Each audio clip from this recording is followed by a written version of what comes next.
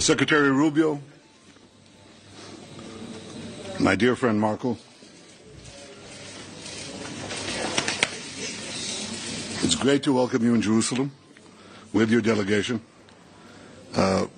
It's great to welcome you in Jerusalem as Secretary of State of the United States. I have to say that this visit comes in the wake of a historic visit to Washington. I've said, and I'm going to repeat it again, because it's so true. President Trump is the greatest friend that Israel has ever had in the White House. And the visit in Washington reflected that in every way. And your visit here reflects it in every way. Throughout your political career, you've been a great supporter of Israel and a great champion of the U.S.-Israel alliance. I have no doubt that your unwavering support will continue during your tenure as Secretary of State. And I also have no doubt that you'll be a voice of clarity and courage on the world stage for the values that we in Israel, you in America, hold dear, the values of freedom for all those who cherish liberty. You're already doing that, and I want to tell you that it's heard loud and clear here and everywhere else. Today, Secretary Rubio and I had a very productive discussion with our staffs on a number of issues. None of them are more important than Iran. Israel and America stand shoulder to shoulder in countering the threat of Iran. We agreed that the Ayatollahs must not have nuclear weapons. And we also agreed that Iran's aggression in the region has to be rolled back. Over the last 16 months, Israel has dealt a mighty blow to Iran's terror axis. Under the strong leadership of President Trump and with your unflinching support, I have no doubt that we can and will finish the job. We also spoke a great deal about Gaza. I thank Secretary Rubio for President Trump's assistance in helping us secure the release of another 3 hostages yesterday. These are hostages that Hamas refused to support only a few days to release only a few days earlier. And I also thanked him for America's unequivocal backing for Israel's policy in Gaza in moving forward.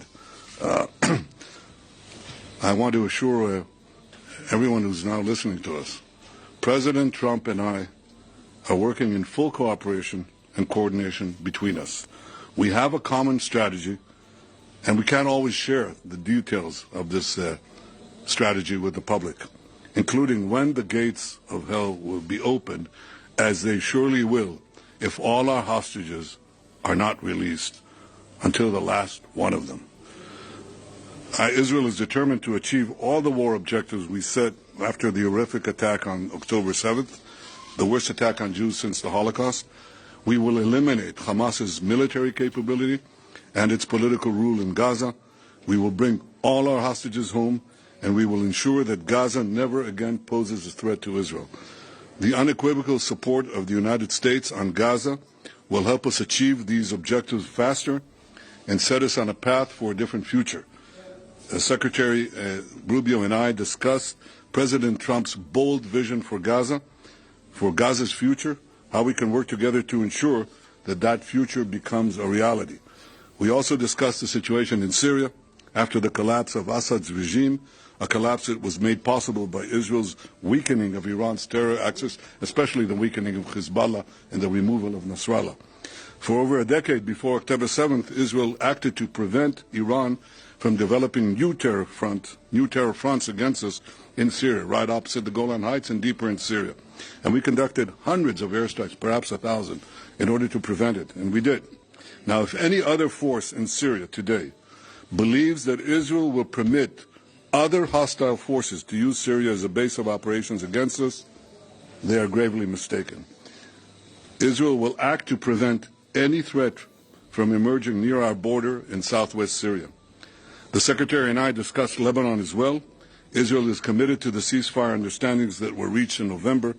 We expect the government of Lebanon to be equally committed to their fulfillment. The scenes we saw this weekend in Beirut of UNIFIL forces being attacked by Hezbollah, this was not encouraging.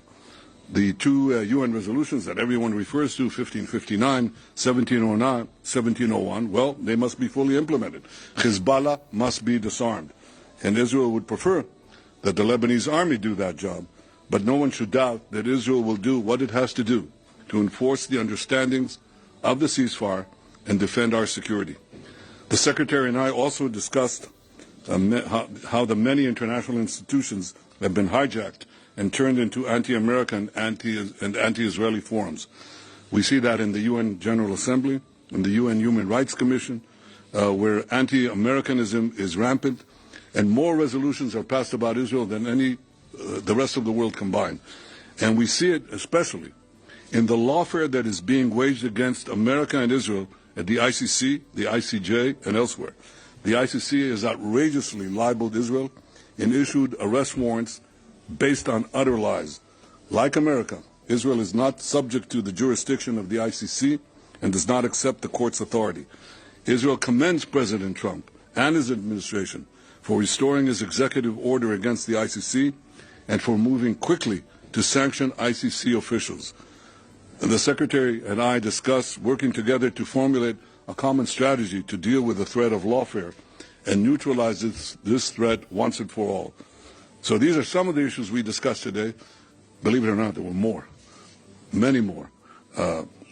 We can say that the Middle East today has many opportunities, many challenges, and we think we can realize the opportunities and also meet the challenges.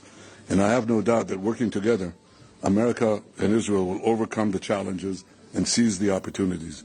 I have to say that I'm absolutely confident that under President Trump's leadership and working together with you, Secretary Rubio, Marco, the best days of our alliance are still yet to come.